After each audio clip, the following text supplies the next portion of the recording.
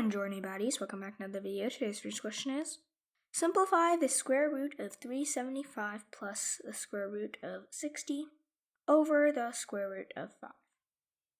So for this question, there is a formula, where say that a plus b over c is equivalent to a over c plus b over c.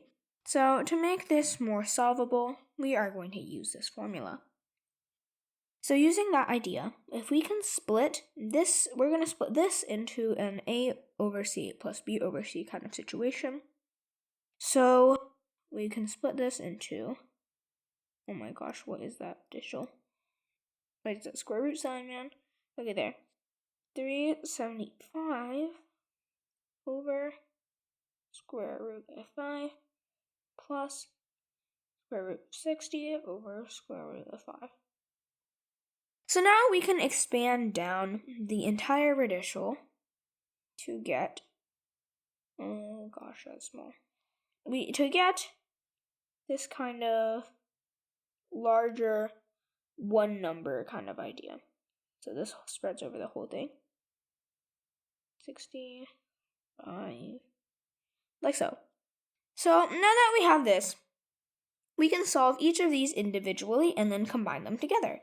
So 375 over 5 as a single, no radical on bottom answer, we would get 7, so 7 because of 35, 2, 5, 75, don't forget the square root, plus 12.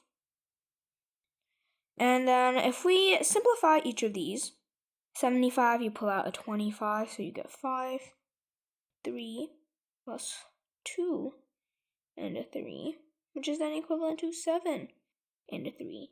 And you cannot go further than this.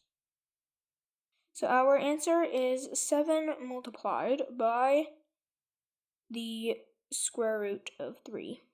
I'm going to underline that, because why not? Box it in. Alrighty, moving on to problem number 2. Which perfect cubes less than 100 have square roots that are integers? So basically, you can sort of think of this as like a least common multiple type scenario. So say n, alright? N is the number, okay?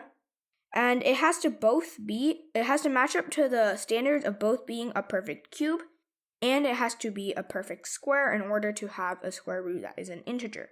So you can think of it, the formula sort of, like this. So then you multiply the 3 and the 2, which means that n to the 6th.